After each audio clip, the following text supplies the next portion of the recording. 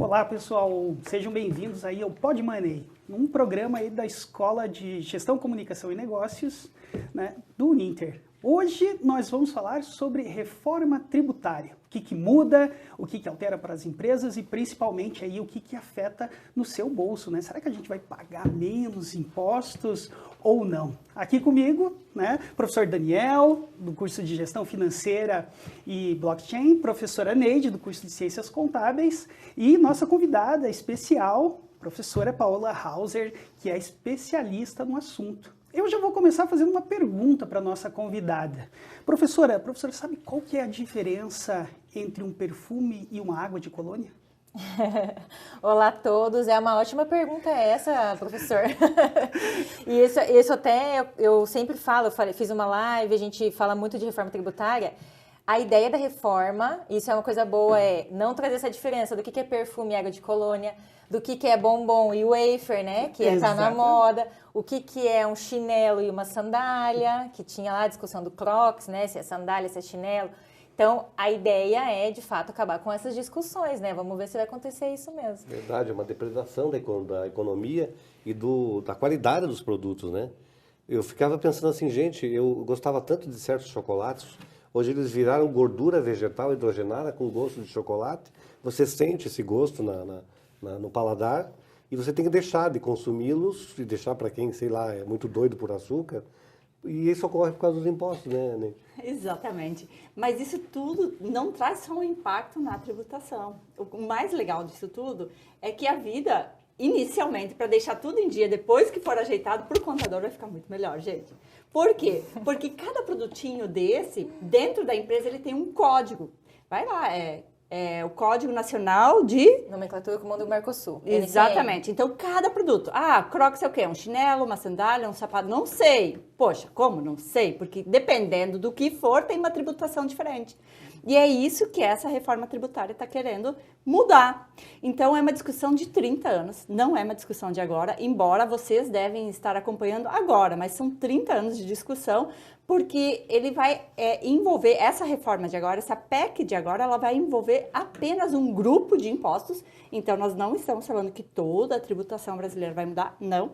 É apenas um grupo de impostos e é justamente, na minha opinião, e aí a Paola vai nos dizer se eu estou certa ou errada, mas o grupo mais complicado, porque muda de acordo com o tipo de produto, de acordo com o tipo de município, de estado, de operação. Paola, é isso mesmo? De essencialidade, de ser necessário, tudo isso que a gente tem, né, de diferença hoje.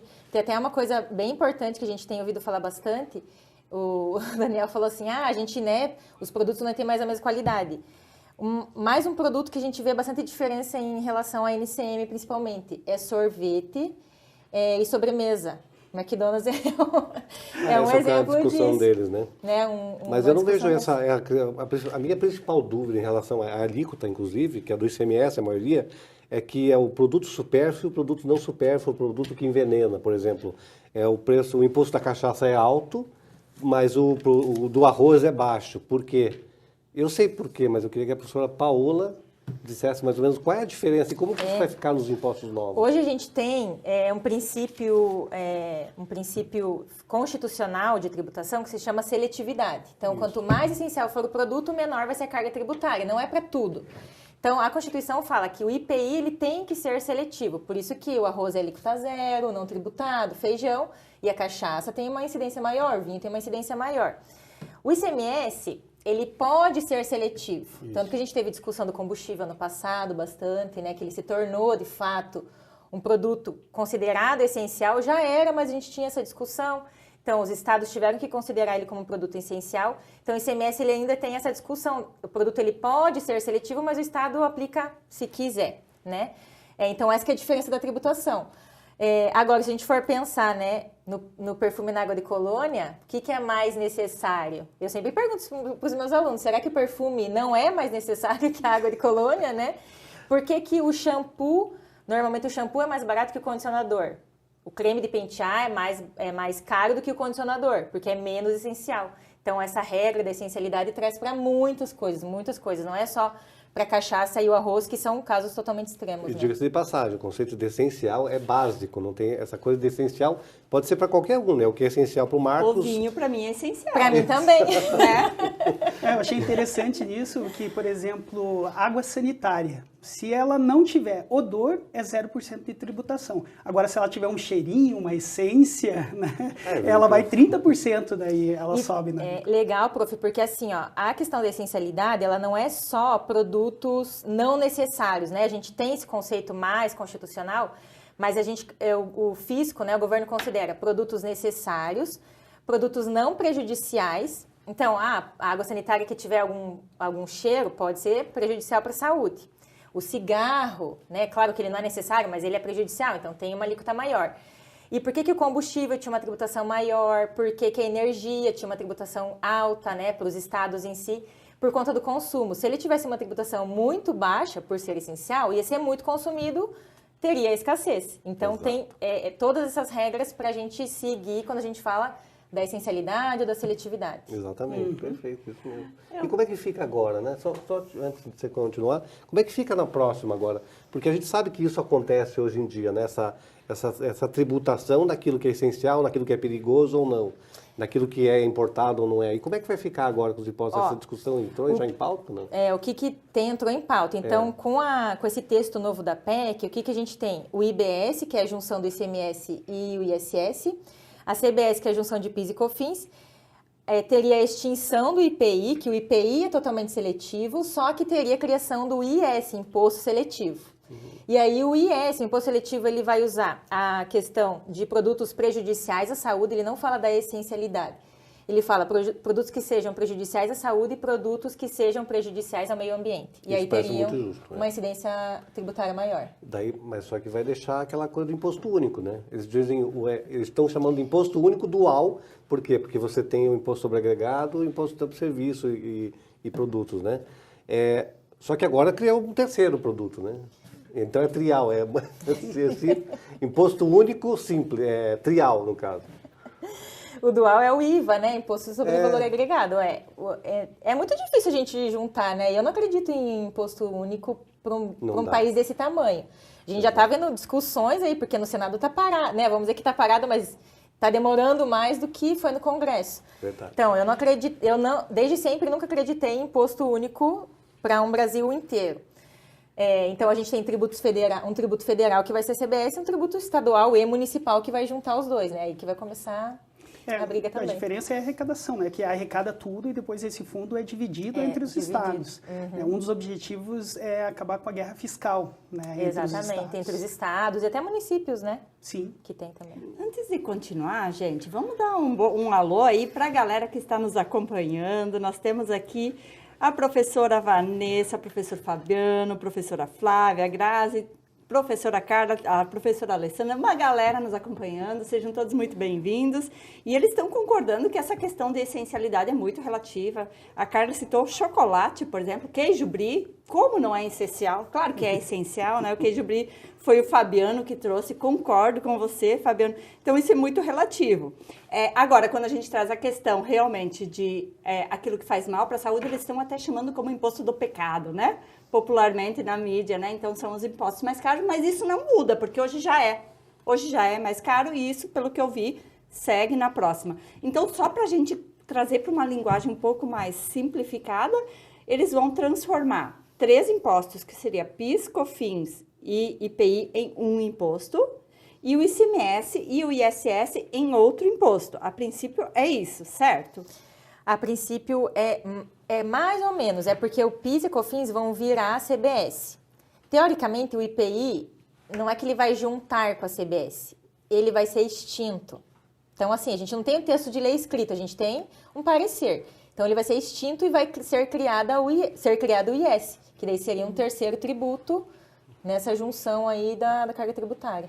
O IPI, interessante trazer, professora Paula, ele extinto, aí nós temos o nosso economista de plantão, professor Marcos, o IPI era muito usado aí para o governo usar e incentivar determinados segmentos, né? Para quem não sabe, o IPI é o Imposto sobre Produtos Industrializados. Como que o governo usava isso e o que ele vai fazer então agora, se não tiver essa possibilidade, né? A questão tributária, assim, para a economia, nesse modelo que nós tínhamos, era uma ferramenta que o governo usava para criar incentivos, né? Principalmente para ampliar o consumo. Ou seja, eu tiro lá o IPI ou eu reduzo e o produto lá na linha, lá na ponta, né, para o consumidor ele fica mais barato. Isso é bom para a economia, né, porque vai justificar os empregos, a produção, e foi usado um tempo até na linha branca lá, que eram os eletrodomésticos, né? Os antigos consumiam energia demais, né? E também era um momento oportuno de começar a colocar novos produtos para circular. E as pessoas daí tinham essa vantagem, tá pagando menos no produto, mas não é que ela estava pagando menos, ela estava pagando uma carga tributária menor. Para o governo, claro, ele tenta arrecadar daí na ampliação da venda desses produtos, né? Não só necessariamente na taxação, e acaba ajudando no crescimento econômico. Agora isso vai mudar, né? Porque uma vez que ele não vai poder dar isenção para linhas específicas, ele vai ter que trabalhar com outros tipos de incentivo, ou seja, ou subsídios, né, ou reduções lá na ponta e que vai afetar toda a arrecadação dele, não é isso, professor? Prof, até é importante a gente falar disso, né, porque olha só a discussão, por que a reforma não passou tão rápido no Senado como passou no Congresso? A gente não tem alíquota, né, hoje. A gente estava discutindo, a alíquota vai ser 25, 28, sei lá qual que vai ser a alíquota do tributo. A gente não sabe qual que vai ser a alíquota. Se a alíquota for de 25%, que seja de 20% para o IBS, que é o ICMS mais o ISS, vai prejudicar muitos setores, principalmente o prestador de serviço. E aí a gente tem essa questão de o governo não vai poder aplicar incentivo, a gente na verdade não pode nem dizer que não, porque a discussão que está tendo no Senado é exatamente isso. Os estados estão querendo falar, não, mas beleza, a gente vai ter um imposto único, mas eu preciso de incentivo aqui no Norte, eu preciso de incentivo no Nordeste, você não pode me tirar esse incentivo. Exato. Apesar de a gente ter uma carga tributária de forma unificada, né, a teoria é ter uma carga unificada, pode gerar aí uma movimentação no mercado industrial, né? As empresas vão mudar de lugar, mão de obra, etc. Então, eu nem sei se passaria alguma coisa sem nada de incentivo, sabe? Acho super difícil. Essa é uma das discussões dos impostos, justamente, uma política fiscal que isso é muito pouco usada, mas eu acho que a maioria dos nossos governantes não conseguem fazer a conta. Toda vez que eles fazem uma redução no tributo, que é a eliminação de uma parte do IPI, para estimular o quê? A venda de determinados produtos populares, aumentar o emprego, aumenta o emprego, porque você vai vender mais, né? E você vai, consequentemente, aumentar a arrecadação. Ou seja, quando você baixa a alíquota, você aumenta a arrecadação. E eles não chegam a essa conta, eles estão sempre discutindo assim, não, mas essa alíquota vai ficar muito baixa, vai diminuir a minha arrecadação, eu vou recolher menos.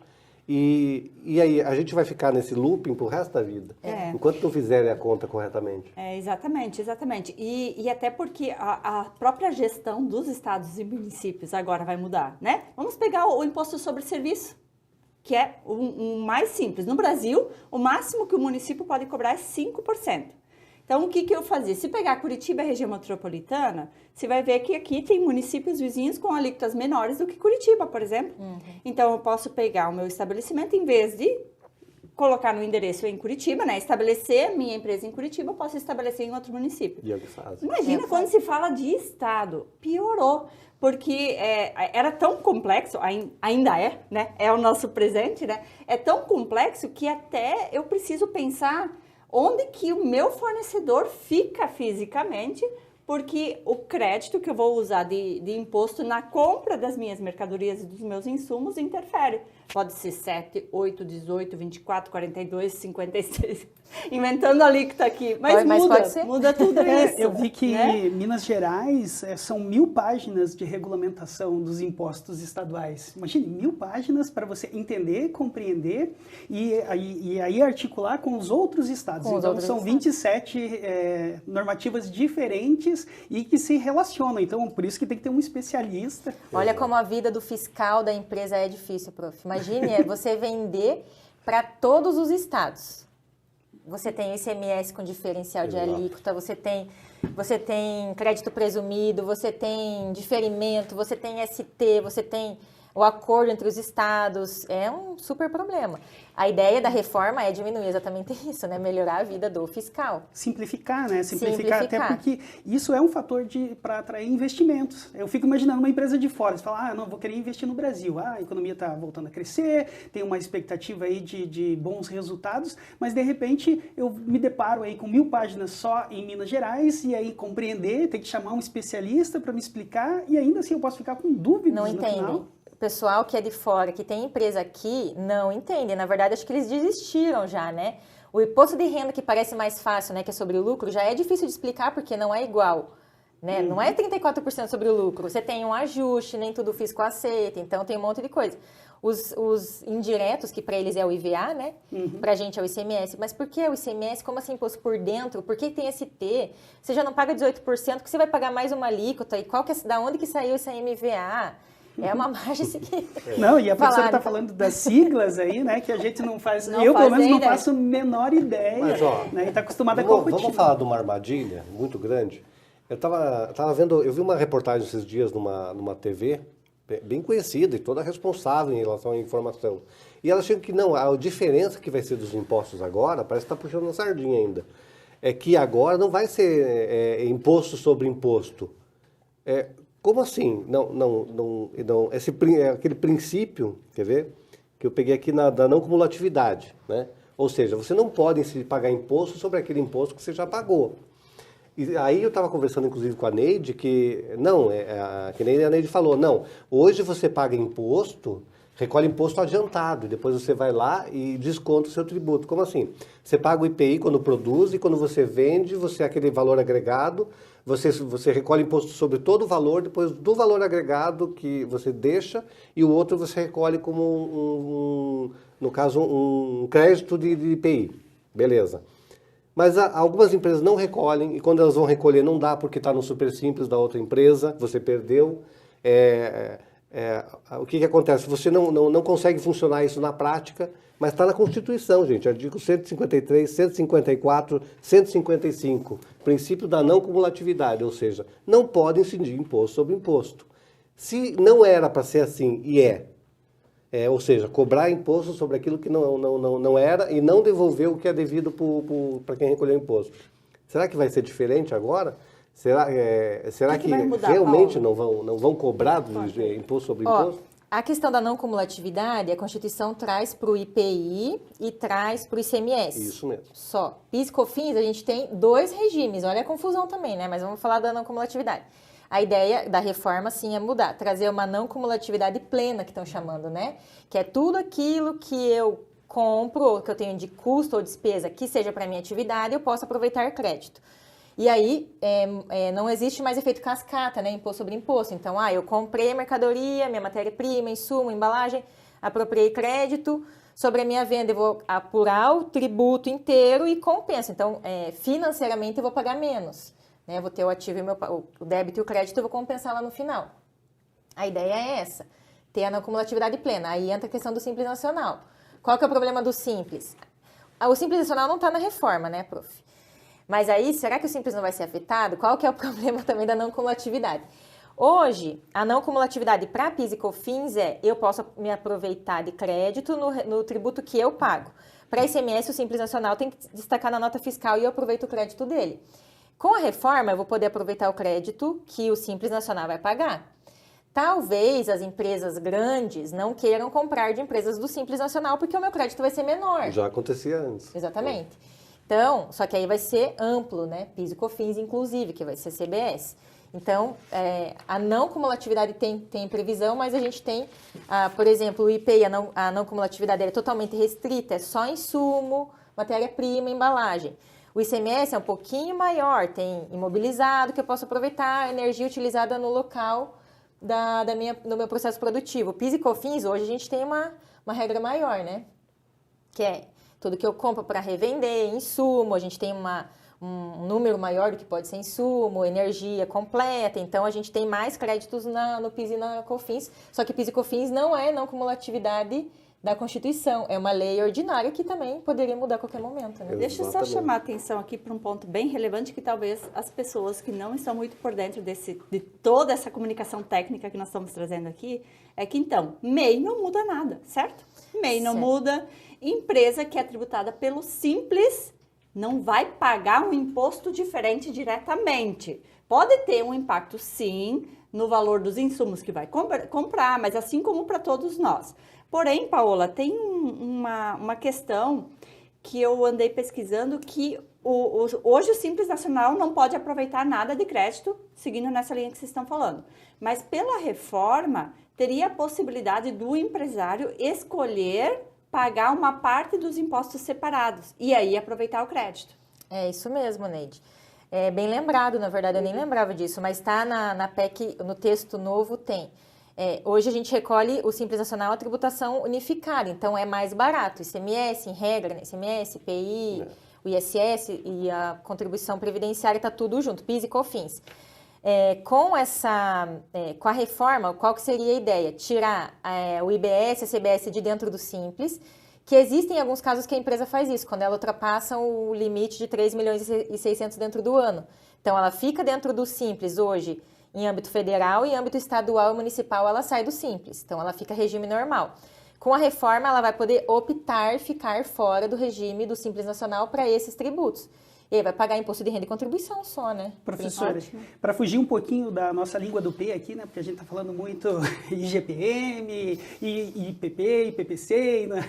E acaba fugindo um pouquinho do entendimento e do interesse dos nossos ouvintes aqui. O Fabiano de Miranda fez uma pergunta interessante, né? Nós, quando vamos para outro país, a exemplo da Argentina, quando a gente está indo embora, né? É uma coisa sempre até gratificante, né? Porque você guarda todas as suas notas e no aeroporto você vai lá e pega o imposto que você pagou das mercadorias de volta, né? Faz sentido, porque uma vez que você não mora naquele país, por que você está pagando a carga tributária? Você não usa o serviço de saúde, você não usa a questão logística, né? Então você está indo embora, eles devolvem o dinheiro. Eu não cheguei a pesquisar se isso realmente foi considerado. E aproveitando, já falando disso, e aí eu achei bem interessante aqui que o Renato perguntou, né, como que vai funcionar o cashback? E eu achei legal que veio aí uma expressão do mercado, porque hoje o cashback, ele funciona para fidelizar, né, uma compra, né, você sempre tem um saldo ali, o que justifica você fazer uma compra nova, que de maneira geral parece que você está recebendo um desconto. Nada mais é do que um valor antecipado que você pagou para uma instituição, uma loja, né, um comerciante. Então, falar um pouquinho desses dois, porque o pessoal quer saber como que eles vão ser afetados já imediatamente. Eles já sabem que a carga está alta aí, 25 a 28, que é muito pesado, mas e no dia a dia, será que a gente vai ter essas questões que podem ser muito relevantes e interessantes? Pode, e a gente vai ser afetado com certeza, e eu já até vou falar por quê. Eu estava discutindo hoje no escritório sobre a questão de devolução de imposto nos outros países. Na Europa também tem, América do Sul às vezes tem. No Brasil a gente não tem, obviamente, porque nem o fisco sabe calcular o nosso imposto direito, nem a gente do fiscal às vezes sabe. Imagine a pessoa dentro do aeroporto para devolver para a gente. Imposto por dentro, né? Não chega na base de cálculo, então é difícil. No texto da PEC não tem nada, mas faz sentido porque ele não é residente, não pagaria. Eu também não cheguei a ver nada com relação a isso escrito lá no novo texto da PEC. Com relação ao cashback da reforma, o que a gente tem? Com o texto, a gente teve várias republicações do texto que a gente está discutindo hoje. A PEC 45, lá de 2019, não é a mesma que a gente está discutindo hoje. Por isso que está todo mundo falando, nossa, como foi tão rápido? Porque a de agora se chama PEC 45A, é uma junção da 45 com a 110, das PECs que a gente tinha anteriormente, e ela traz um monte de coisa diferente. Qual que foi a questão? Acho que no primeiro texto a gente não tinha nenhum tipo de incentivo para as mercadorias. E aí a gente entra na questão de produtos essenciais, cesta básica. Hoje, cesta básica, basicamente, é alíquota zero. Aí, com essa discussão toda, beleza, vamos refazer aqui o texto da reforma tributária. Não tem, ainda a gente não sabe se vai ser alíquota zero, mas existe a possibilidade de aplicar alíquota zero.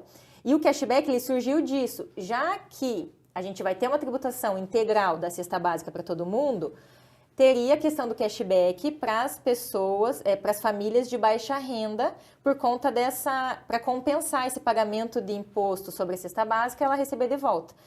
Então, a gente vai ter mudança, provavelmente. O que acontece?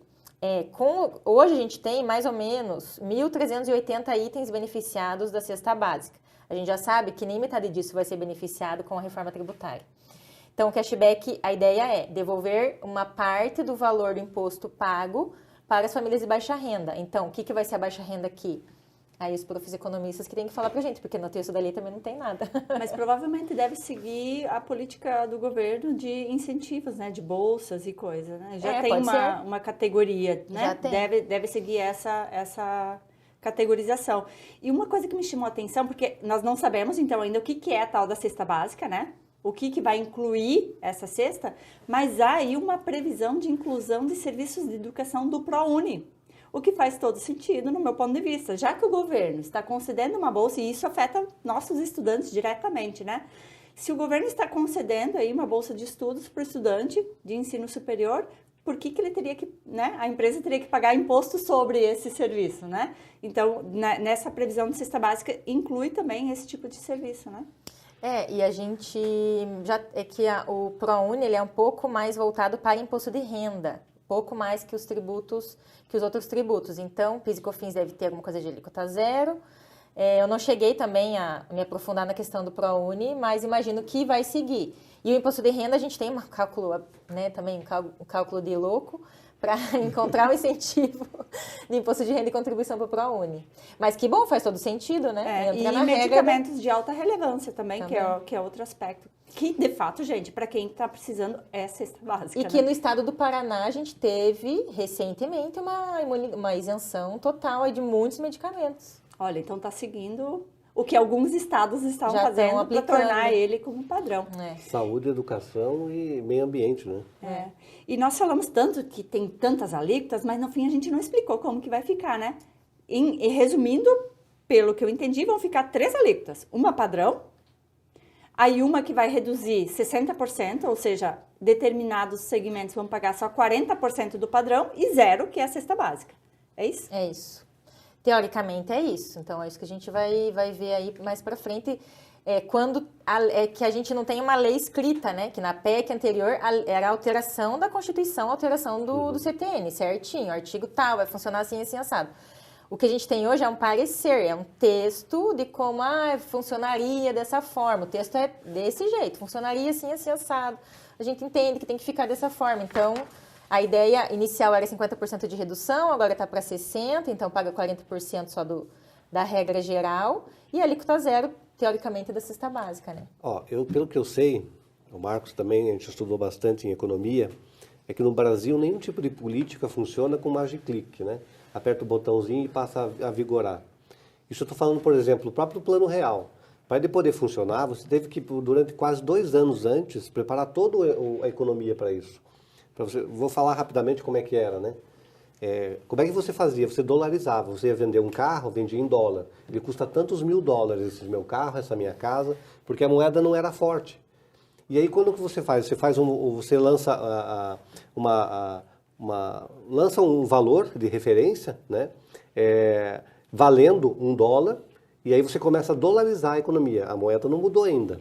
E as pessoas entram naquele costume que é delas, de utilizar o termo dólar para vender as coisas.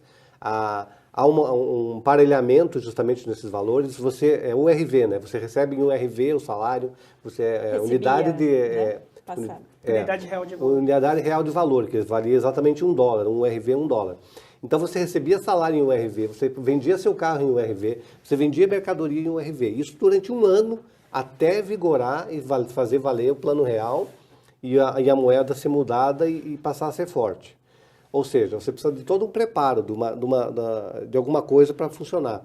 Será que nos impostos não teria que ser a mesma coisa? Ou seja, vai ser. Você fazer um ensaio das coisas, né? Porque você tem... Peraí, clique nessa informação. Isso significa que ano que vem os empresários, então, não precisam sair desazados, que não é para já. Justamente Ufa, hein? Eles vão estar aí orçamento... No mesmo cenário eles vão Exatamente estar, né? por isso. Então a questão é, como é que vai funcionar esse ensaio? Pelo que eu pesquisei ali, né, não há perspectiva de mudança nenhuma até o final de 2025, né? A partir de 2026 que começam a ser feitas as mudanças.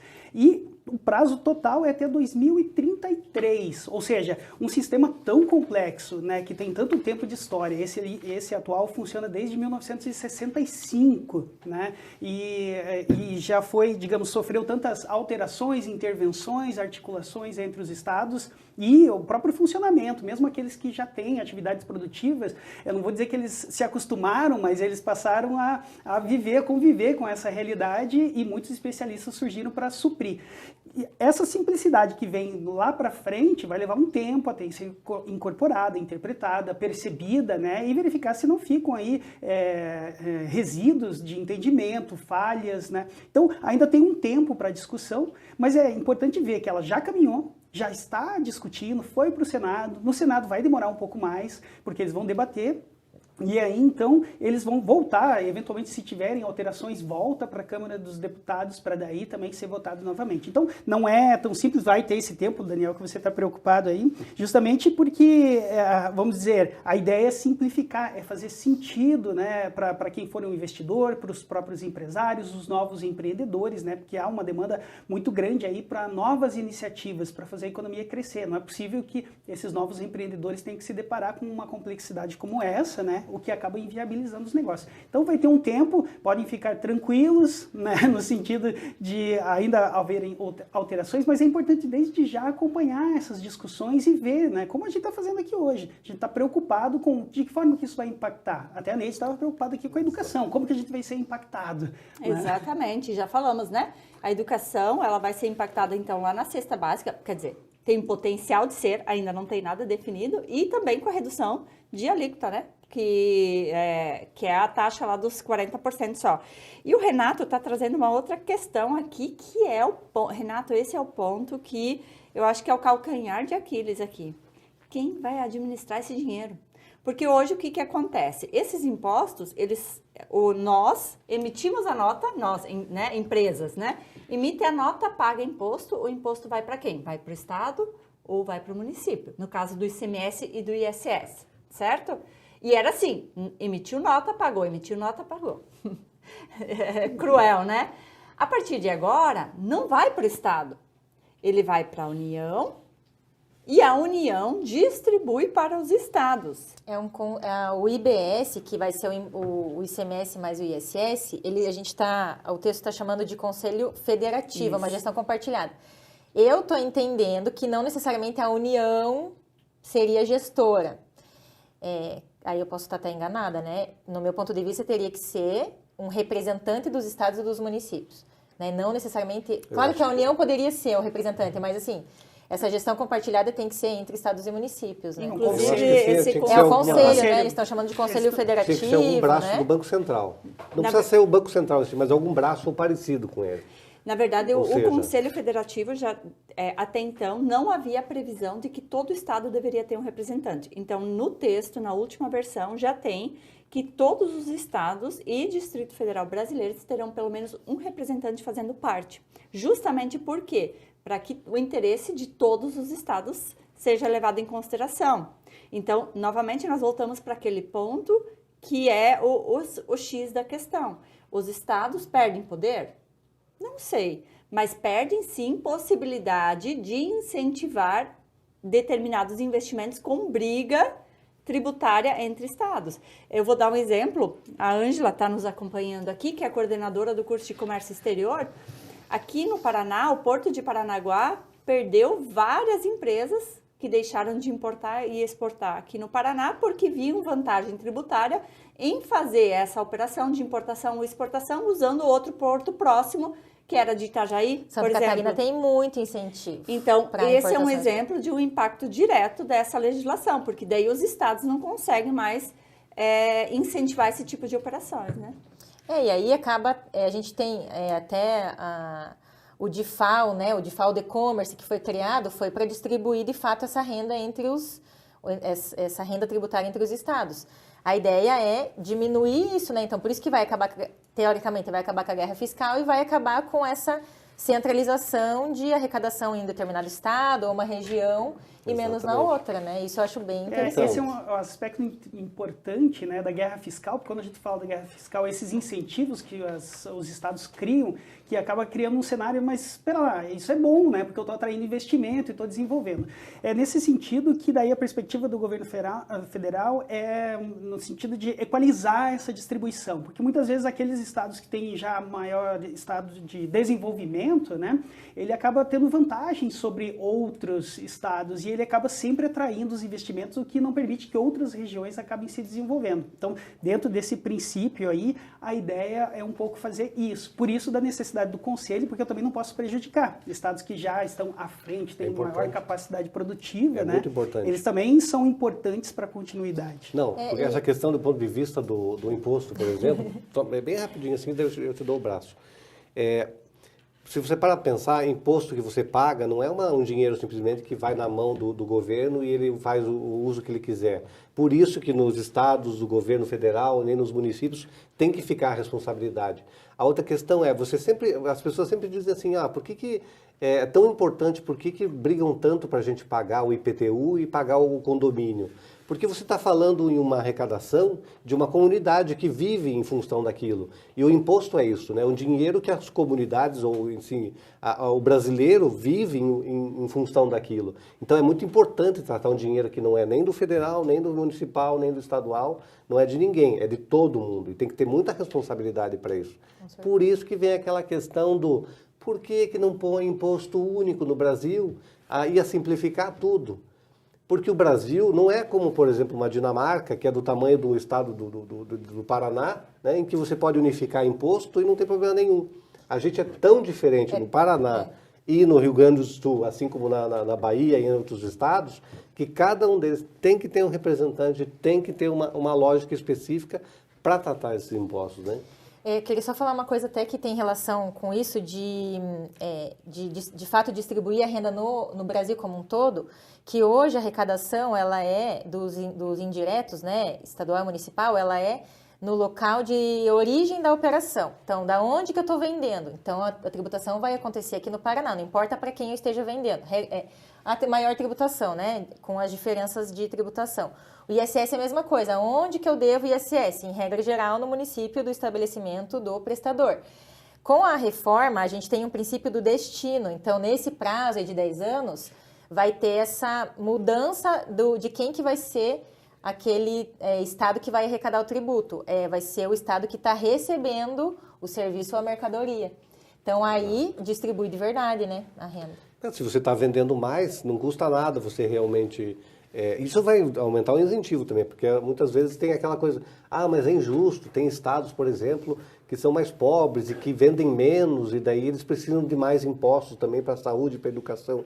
Sim, mas tem que existir um incentivo, né? Não digo que não precisa ter uma parte desse imposto para ser destinado a esse tipo de função, mas eu digo que se um estado não vende mais do que o outro, então incentiva. Se você tem um estado que tem mais turismo do que o outro que só tem mais indústria, então faz a coisa ficar equilibrada, né? Mas é o problema do incentivo. O que dá para perceber é que esse debate não se encerra aqui, né? E que bom que a gente está debatendo, o Senado está debatendo, né? Os nossos deputados estão discutindo e cada um aí representando, né, os seus eleitores, né? Justamente para ter uma simplificação, a gente espera que seja, né? E que o trabalho complexo seja do governo federal em gerir isso. E para não deixar algumas respostas aí faltando, né, professora, falar para os nossos ouvintes que atualmente a diferença entre uma água de colônia e um perfume é de 20,5% de imposto, né? Em termos de enquadramento. Eu fiz essa pergunta no começo para a professora aqui, porque muitas vezes as operações acabam mudando o seu direcionamento, sua nomenclatura, porque acabam tendo vantagens. A gente viu que não é só isso, tem uma questão técnica importante no tipo de produção.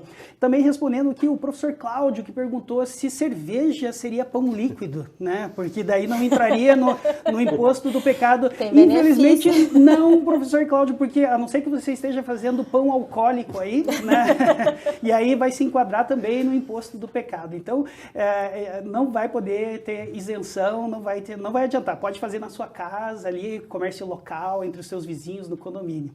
Mas gostaria então de agradecer a disponibilidade da professora, é a professora da casa, vai poder aí atender outras dúvidas. Então, vocês também podem mandar questões que possam ser importantes aí para esse debate. Professora, suas palavras finais. Obrigada, eu super agradeço, adoro discutir assuntos tributários, sempre, né? E eu acho muito bom a gente falar, você sabe, né, prof? Eu acho muito bom a gente falar tá todo mundo falando da reforma, tá um assunto que está sendo muito discutido, porque a gente tem que falar dela. Todo mundo paga imposto, a gente paga muito imposto, né, nas compras que a gente faz, a gente vai continuar pagando muito imposto. Mas a gente precisa de um entendimento maior. Então, o que está mudando de fato? Tem gente que está odiando a reforma, por quê? Tem gente que está amando, por quê? Então, a gente tem que entender o que está acontecendo.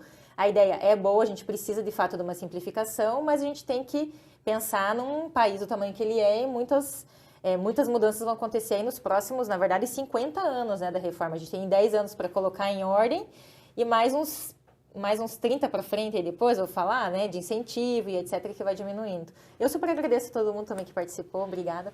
Nosso agradecimento também, professor Daniel, professora Neide. E seguimos em frente. Quando vocês tiverem aí alguma demanda, manda para cá, para o Pod Money, para a gente discutir. A gente sempre vai chamar os especialistas, né? E nós mesmos vamos tratar aí conforme as nossas áreas de conhecimento. Até a próxima, pessoal.